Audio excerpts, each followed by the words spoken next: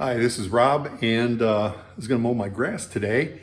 And I thought before I do that, I'm going to put my old Gage back in. So I've done the battery swap, a new charger, put a new Gage in, and I'm going to put my old Gage back in so that I can monitor the hours running. I think my old Gage said that I had 75 hours on the mower. So this way I can track how many hours I've used the mower. So far I've done about 10 mowing cycles for 45 minutes, so that's about 4.5 hours. That'd be about right. No, 30. That'd be 0.75 hours per mow times 10, it'd be 7.5 hours. So call about 8 hours of mowing that hasn't been recorded, so not that anybody cares.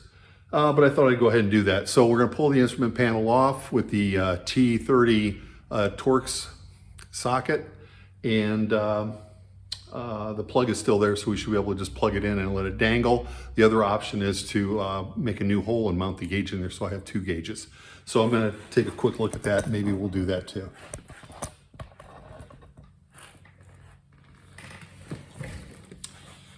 So here's the old gauge, got all the pieces for it. Get my Torx gun out, pop all these 4 screws out.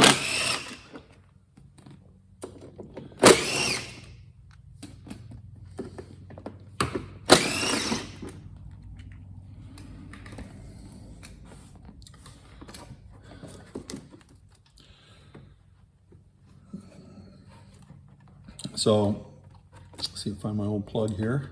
There she is. And we'll see if I've got just enough wire here to plug it in. We've got a steel rod that's back here, but there isn't anything back here. This isn't quite flat. Could actually put it down lower here. It does have some protection from the elements, but if you look straight down the bottom here, this is all open down underneath. Big gap here, and there's nothing really holding this all together. So, just have to get it off this, undo my little zip tie here, and that'll take my green wire and loosen it up, and then I can get this plugged back in and put the gauge down in here. So, I think I'm going to go ahead and try that.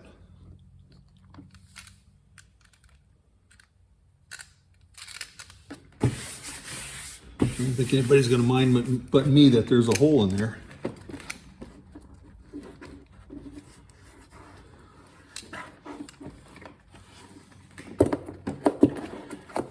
There's a couple little ridges in there that won't matter. So this also means that instead of drilling out the instrument panel, I could have actually mounted the new gauge over here. And this is plastic, so it'll be easier to cut. And I could just let this gauge in there and then still ran the jumper wire from the original plug, oops, right here, where I got the green wire, and connect that up to one of these green wires on the original plug, and run that down to the gauge. And this is the wire that comes back from the battery up to here, and that could have all been mounted here for whatever reason. So we'll see how this goes.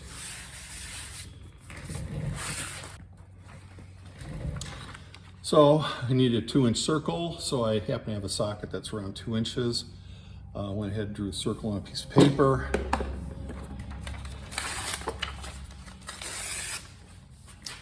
And we're going to put that right about here.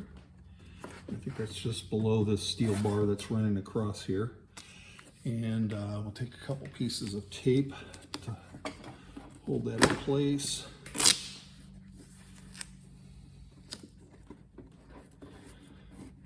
Really bad duct tape that hardly sticks at all. Wouldn't even qualify as painter's tape, but sometimes that's what happens. And next we'll change the tip on this, and we will go to one of these. I think I'm going to try a RotoZip first. It's a RotoZip brand. Let's see if I can get this thing open.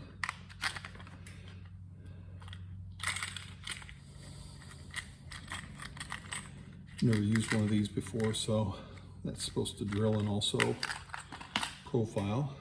We'll see how out of control this will be on this with this Black & Decker. See what happens.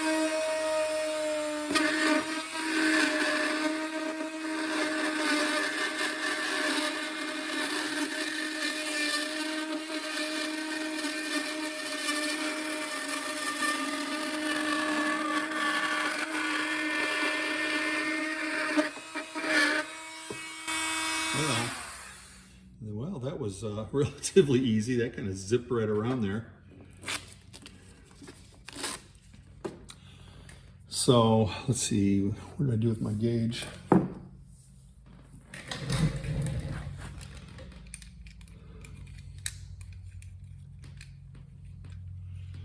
Take off these two nuts and the clamp, get an idea how close we are, and that is very close. I'm going to switch my tool again. I'll put the sander back in. It might have a little life in it. And zip this around here to clean this up a little.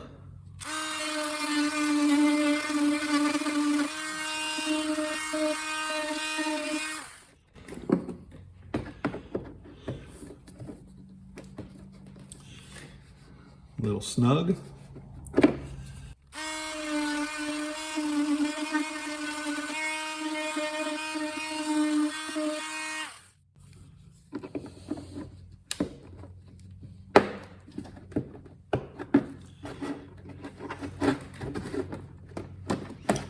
Bundle of wires there in the back. We're getting close. Sneaking up on it.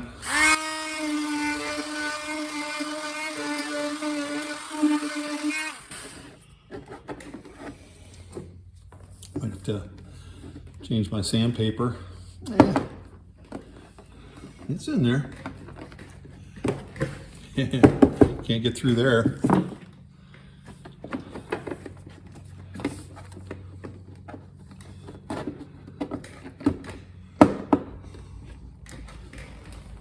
Yep, that's fully seated. All right, now we can get the clamp on it. Maybe a little tricky.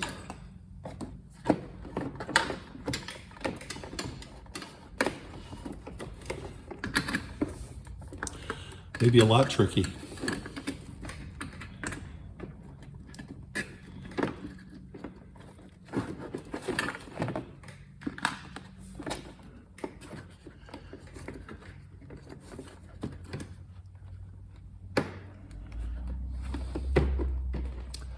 Okay, I think I'm going to unplug a couple wires. This one here, if I unplug this, I think I can get swing this around and get enough room in here for my hands.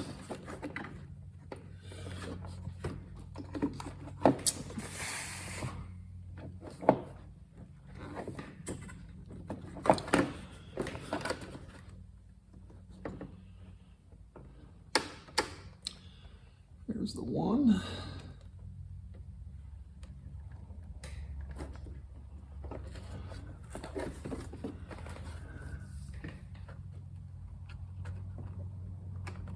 There's the other. That swung around. Make sure we don't lose those two.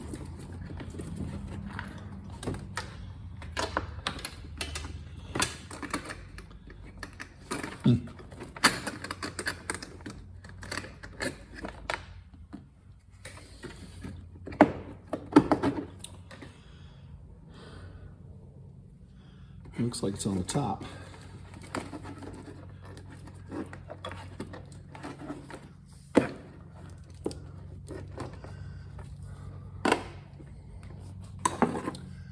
There's a little zip tie on here. Give me a little extra wire. So I can pull this plug down here.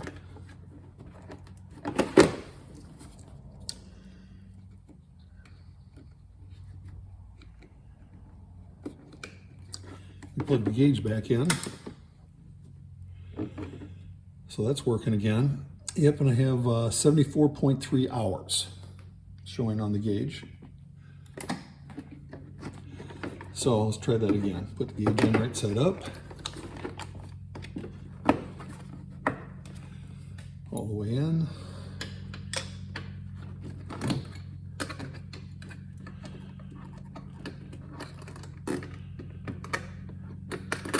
Install the bracket.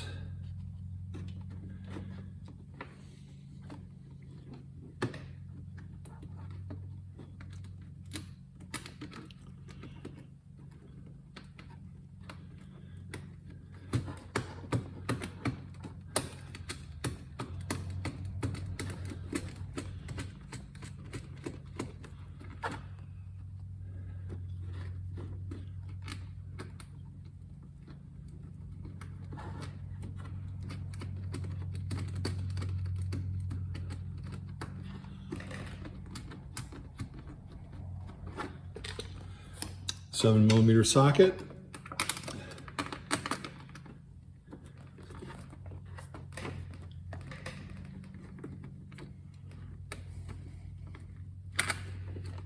Hand tighten one.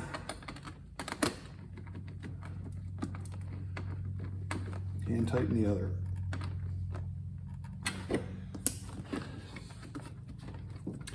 And based on this position, I am just below the steel rod that's running along back here.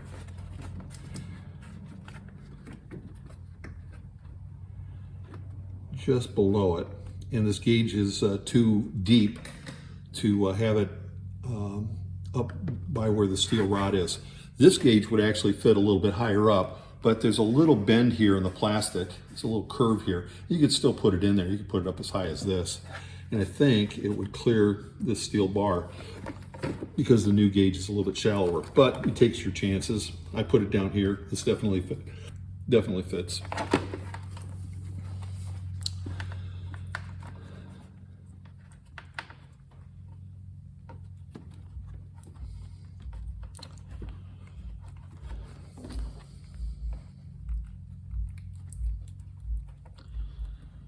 So just going to bundle this up with a zip tie so that it's not going to fall all the way down to the opening down there.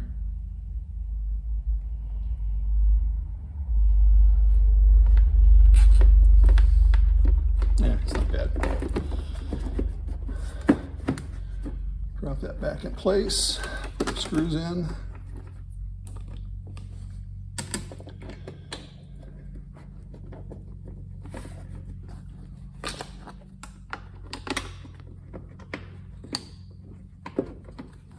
So that was the first time I ever used a RotoZip. I think I got this at Home Depot.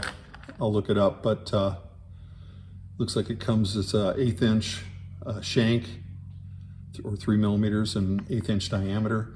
So you can drill, and then also, as you can see, trace it out. With this plastic, it wasn't too bad to trace out my pattern, my circular pattern, as you can see. So that went pretty well.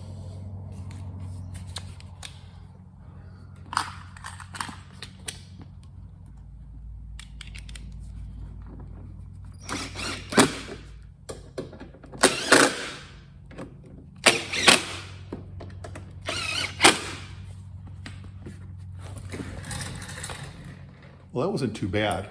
So I think that tidied this up pretty nice, and now I've got my hour meter back, and I can actually have 2 meters to look at. Of course, leaning over on the side to look at that meter on the side while you're riding around is probably not going to be a good idea.